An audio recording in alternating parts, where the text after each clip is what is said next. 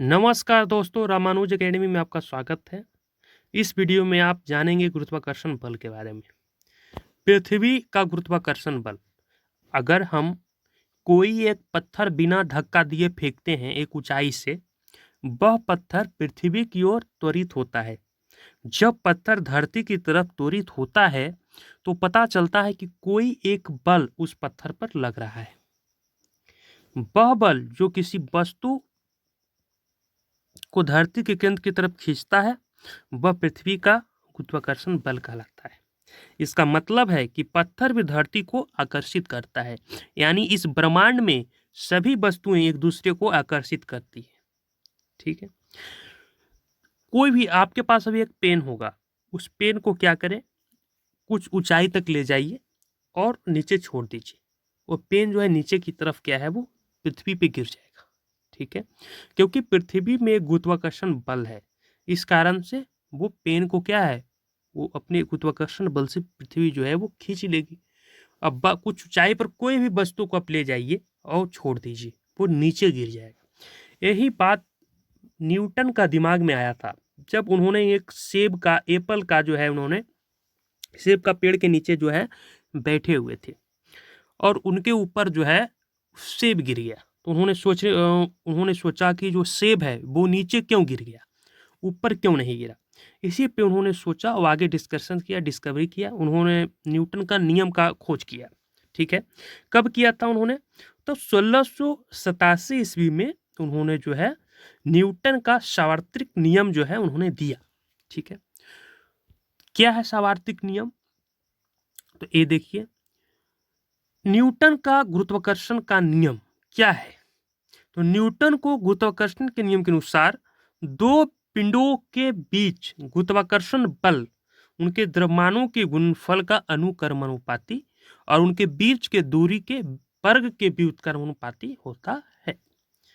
Suppose उन्होंने बताया कि आप दो पिंड ले लीजिए या दो वस्तु ले लीजिए, एक का नाम रख देते हैं ए और एक है बी। ए वस्तु और बी वस्तु, ये दोनों के बीच लग रहा है गुरुत्वाकर्षण बल। इसका नाम दे दीजिए m1, इसका नाम दे दीजिए m2, और इस दोनों जो वस्तु है इसके बीच का दूरी जो है वो है d। ठीक है, तो मान लेते हैं m1 और m2 द्रव्यमान की दो वस्तुएं ए और बी एक दूसरे के डी दूरी पर रखी है, तो दोनों वस्तुओं के बीच आकर्षण बल F जो न्यूटन के गुरुत्वाकर्षण के नियम के अनुसार क्या होगा, बल क्या, कितना बल लगेगा। तो देखिए उन्होंने 2 पॉइंट बोला। फर्स्ट पॉइंट यही था कि दो वस्तुओं के बीच बल उनके द्रव्यमान के गुणनफल के अनुक्रमानुपाती होता है, यानी कि जो उनका द्रव्यमान होगा m1 m2, उसका गुणनफल जो होगा वो F का क्या होगा, अनुक्रमानुपाती। तो F का क्या हो जाएगा यहाँ पे, अनुक्रमानुपाती m1 इंटू m2। ये क्लियर है पहला पॉइंट। दूसरा पॉइंट इसी में उन्होंने बोला कि इसी में उन्होंने बोले न्यूटन ने कि दो वस्तुओं के बीच बल और उनके बीच की दूरी के वर्ग के व्युत्क्रमानुपाती होता है, यानी कि जो बीच की दूरी है ए और बी के बीच की जो दूरी डी है वो एफ का क्या होगा, व्युत्क्रमानुपाती। व्युत्क्रमानुपाती का मतलब हो जाएगा 1 में जो भी हो दूरी जितना भी है डी स्क्वायर, तो डी स्क्वायर। ठीक है, दूरी डी ही है तो डी स्क्वायर हो जाएगा। ये व्युत्क्रमानुपाती, बल का क्या हो गया, व्युत्क्रमानुपाती। तो इसको मान लिए समीकरण फर्स्ट, इसको मान लिए समीकरण सेकेंड। समीकरण फर्स्ट सेकेंड से क्या हो जाएगा, ये देखिए। अब देखिए समीकरण फर्स्ट और सेकेंड से क्या हो जाएगा कि एफ समानुपाती हो जाएगा m1 m2 अपन में डी स्क्वायर के, क्योंकि एफ जो है वो अनुक्रमानुपाती है m1 m2 का, और एफ जो है व्युत्क्रमानुपाती है 1 और डी स्क्वायर का। ठीक है ना, यानी दूरी का। ठीक है, तो ये दोनों समीकरण से हमें जो प्राप्त होता है कि एफ समानुपाती किसका हो जाएगा, m1 m2 अपन में डी स्क्वायर का, और यहाँ पर इस सिंबल को समानुपाती के उसको हटाएंगे तो यहाँ पर एक आ जाएगा स्थिरांक, गुरुत्वाकर्षण स्थिरांक आ जाएगा। ठीक है, यहाँ पर आ गया गुरुत्वाकर्षण स्थिरांक। यहाँ पे देखिए, यहाँ पर जी आ जाएगा, गुरुत्वाकर्षण स्थिरांक जी आ गया। अगर इस चीज को हटाएंगे यहाँ पे तो यहाँ पे जी आ जाएगा, कैपिटल जी आ जाएगा। इसे कहते हैं गुरुत्वाकर्षण स्थिरांक। और जो गुरुत्वाकर्षण स्थिरांक जो है उसका खोज किए थे हेनरी कैवेंडिश। बहुत बार एग्जामिनेशन में पूछा जाता है कि जो कैपिटल जी है उसका खोज किसने किया था। तो बहुत सारे स्टूडेंट्स कहते हैं कि जो कैपिटल जी है उसका खोज न्यूटन ने किया था। तो वहाँ पर आप गलत हो जाएंगे, आपका आंसर गलत हो जाएगा। यहाँ पर इसको बहुत सारे स्टूडेंट्स को इसको याद नहीं रख पाते हैं इसको। हेनरी कैवेंडिश जो थे उन्होंने क्या किया, एक सुग्राही तुला का उपयोग किया और जी का मान उन्होंने जी का मान का खोज किया। और जी का मान जो है वर्तमान में जो जी है वो गुरुत्वाकर्षण स्थिरांक है उसका मान है 6.673 into 10⁻⁻11 newton metre square kg per square. ठीक है, तो ये आप दो बात यहाँ पर ध्यान रखिएगा कि हेनरी कैवेंडिश जो है उन्होंने खोज किया था कैपिटल जी का मान, जिसे कहते हैं गुरुत्वाकर्षण स्थिरांक, और वो जी का जो मान है वो ए है।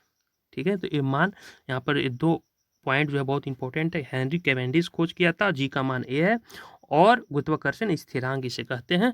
और गुरुत्वाकर्षण बल बराबर होता है गुरुत्वाकर्षण स्थिरांक जी इंटू m1 m2 बटा में डी स्क्वायर। तो ये जो फॉर्मूला है आपको याद रखना है। ठीक है, अब जो है कि न्यूटन के गति का जो तीसरा नियम है गुरुत्वाकर्षण के नियम से क्या संबंधित है। देखिए, न्यूटन का जो है तीसरा नियम गुरुत्वाकर्षण के नियम में कुछ संबंध है, तो इसे फाइंड करने की कोशिश करेंगे हम लोग। तो न्यूटन के गति का जो तीसरा नियम है वो कहता है प्रत्येक क्रिया के बराबर ठीक उसके बराबर क्या होता है, विपरीत प्रतिक्रिया होता है। यानी किसी क्रिया के लिए ठीक उसके बराबर लेकिन विपरीत दिशा में प्रतिक्रिया होता है, वही है। तो न्यूटन के गुरुत्वाकर्षण के नियम के अनुसार हर एक वस्तु इस ब्रह्मांड में हर दूसरी वस्तु को आकर्षित करती है। स्वतंत्र रूप से गिरा पत्थर और धरती एक दूसरे को क्या करता है, आकर्षित करता है, मतलब पृथ्वी उसे अपने केंद्र की ओर खींचती है। लेकिन न्यूटन के गति के तृतीय नियम के अनुसार पत्थर द्वारा भी पृथ्वी को अपनी ओर खींचना चाहिए। वास्तव में पत्थर भी पृथ्वी को अपनी तरफ खींचता है। देखिए, आप एक पत्थर को क्या किए, पत्थर यहाँ पर लिए और यहाँ पे पृथ्वी पर क्या किए, इसको छोड़ दिए, एक ऊंचाई तक ले गए, छोड़ दिए, और ये पत्थर यहाँ पर क्या हो जाएगा, पृथ्वी पे गिरेगा। तो आपको लग रहा है कि ये पृथ्वी जो है, पृथ्वी में गुरुत्वाकर्षण बल है। ठीक है, तो गुरुत्वाकर्षण बल के कारण क्या हो रहा है, ये पत्थर जो है पृथ्वी पे आ रहा है। ठीक है, गुरुत्वाकर्षण बल के कारण क्या हो रहा है, पत्थर जो है पृथ्वी पे आ रहा है। पृथ्वी जो है गुरुत्वाकर्षण बल लगा रहा है पत्थर पे और वो नीचे आ रहा है पृथ्वी पे। लेकिन प्रत्येक क्रिया के बराबर विपरीत प्रतिक्रिया हो रहा है। यदि अगर पत्थर बल लगा रहा है, पत्थर पर बल लगा रहा है, वो खींच रहा है अपनी ओर, तो पत्थर है ये, पत्थर भी क्या कर रहा है, वो पृथ्वी को अपनी ओर खींच रहा है।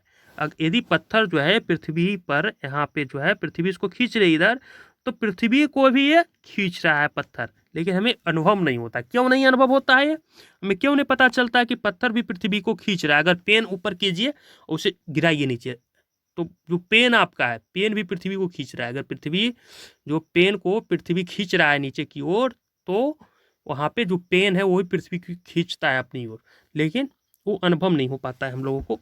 क्यों नहीं होता है वो देखिए, क्योंकि पत्थर का जो द्रव्यमान है वो कम होता है।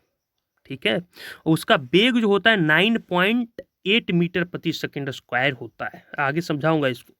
9.8 मीटर प्रति सेकंड स्क्वायर उसका वेग होता है। लेकिन पृथ्वी का जो द्रव्यमान अधिक होने के कारण उसका त्वरण बहुत कम होता है। ठीक है, इसीलिए हमको पता भी नहीं चलता है कि पेन जो है वो पृथ्वी को खींच रहा है या कोई पत्थर जो है पृथ्वी को खींच रहा है। ठीक है, अब देखिए यहाँ पर गुरुत्वाकर्षण के स्वाभाविक नियम का महत्व क्या है। तो सबसे पहले तो हमें पृथ्वी से बांधे रखने वाला बल है।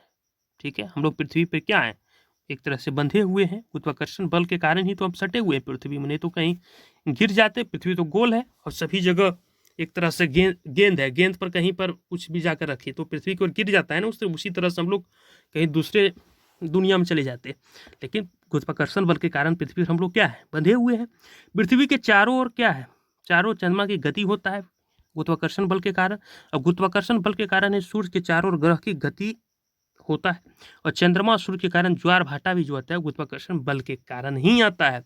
नेक्स्ट है मुक्त पतन। क्या है मुक्त पतन, देखिए जब किसी वस्तु को ऊपर की ओर फेंका जाता है तब एक निश्चित ऊंचाई तक पहुंचकर नीचे की ओर गिरना आरंभ कर देती है, क्योंकि उस पर पृथ्वी का क्या है, गुरुत्वाकर्षण बल आरोपित होता है।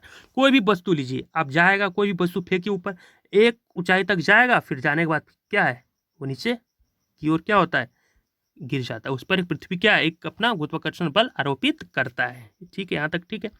देखिए मुक्त पतन की परिभाषा समझिए यहाँ पे कि किसी वस्तु का पृथ्वी की गुरुत्वीय बल के प्रभाव में, पृथ्वी जो एक बल लगाती है उसे गुरुत्वीय बल कहते हैं। पृथ्वी जो बल लगाती है किसी वस्तु को खींचने के लिए उसे गुरुत्वीय बल कहते हैं। ठीक है, तो किसी वस्तु का पृथ्वी के गुरुत्वीय बल के प्रभाव में पतन यानी गिरना, कुछ ऊपर कोई आपने कुछ पत्थर को फेंका, कुछ ऊंचाई पर गया, फिर वापस पृथ्वी उसको क्या किया, खींच लिया।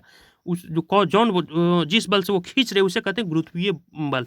तो ये जो गिरना होगा ना, जब भी कोई वस्तु को पृथ्वी जो गुरुत्वीय बल के प्रभाव में जो गिरता है यानी पतन होना यानी गिरना ही कहलाता है, वो मुक्त पतन कहलाता है। ठीक है, और मुक्त पतन में क्या होता है यहाँ पर समझिए कि मुक्त पतन में वस्तु के वेग की दिशा में कोई परिवर्तन नहीं होता है, क्योंकि वह हमेशा पृथ्वी की ओर ही गिरता है। वस्तु कोई भी वस्तु फेंके ऊपर वो पृथ्वी की ओर ही गिरेगा, लेकिन वस्तु के वेग के परिमाण में परिवर्तन होता है। और पृथ्वी के गुरुत्वीय बल के कारण वस्तु के वेग में परिवर्तन या त्वरण जो होता है, पृथ्वी के गुरुत्वीय बल जो होता है उसके कारण जो त्वरण उत्पन्न होता है उसे कहते हैं गुरुत्वीय त्वरण कहलाता है। ठीक है, उसे स्मॉल जी से प्रदर्शित करते हैं यानी सूचित करते हैं, स्मॉल जी से उसे डिनोट करते हैं।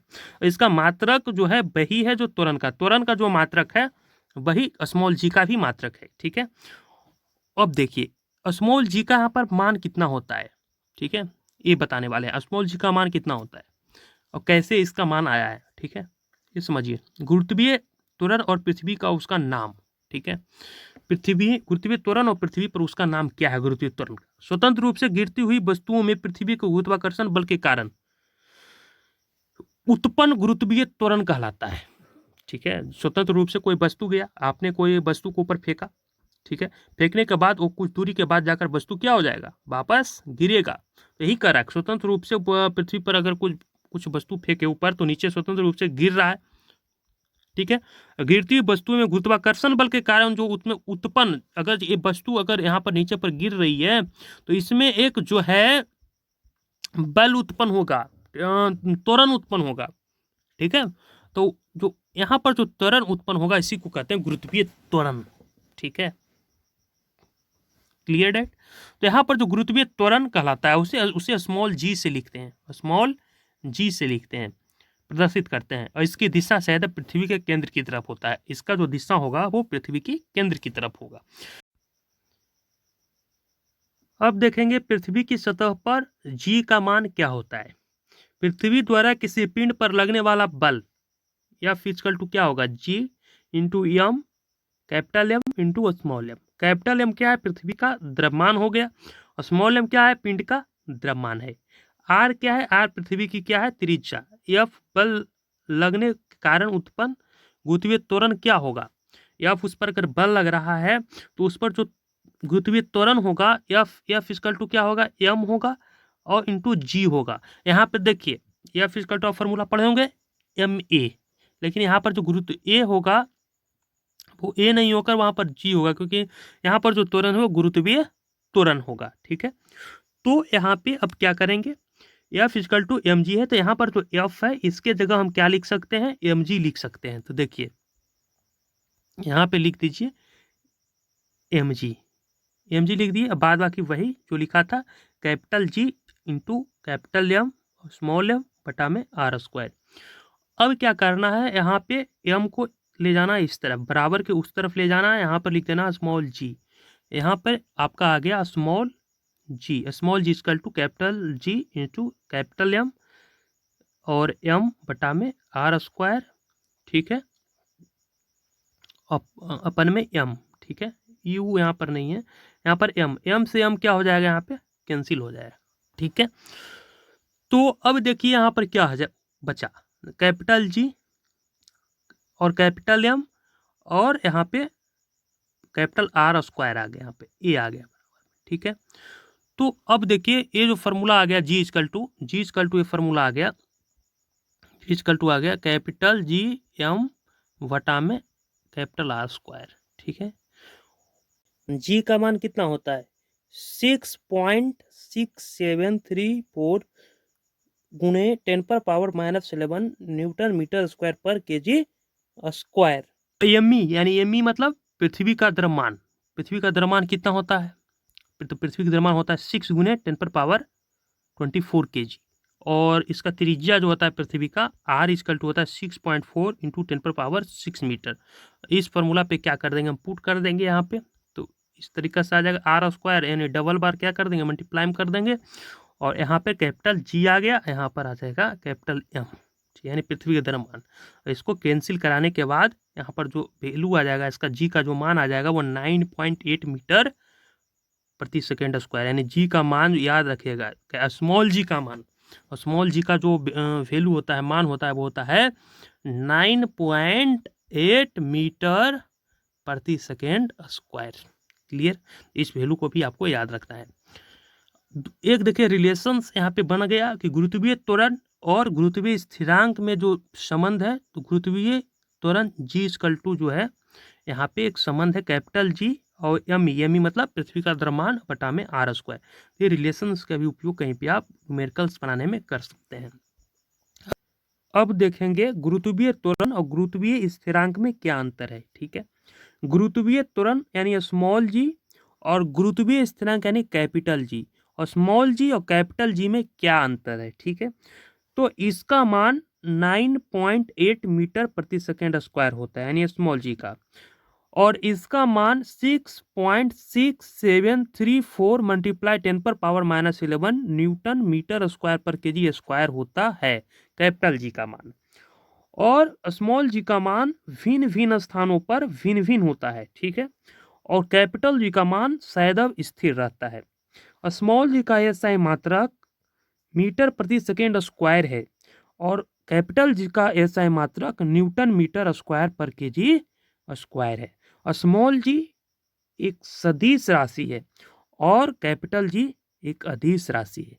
तो ये मेन अंतर है, इसको आप ध्यान में रखेंगे। कभी कभी एग्जामिनेशन में पूछ लिए जाते हैं और जनरली पूछा जाता है कम्पिटिटिव एग्जामिनेशन में, स्मॉल जी का मान क्या है, कैपिटल जी का मान क्या है, कैपिटल जी का खोज किसने किया। तो इस जो पॉइंट है आपको ध्यान में रखना है, ताकि आपका कम्पिटिटिव एग्जामिनेशन में ये सब पॉइंट जो है वहाँ पे आपको काम आएंगे।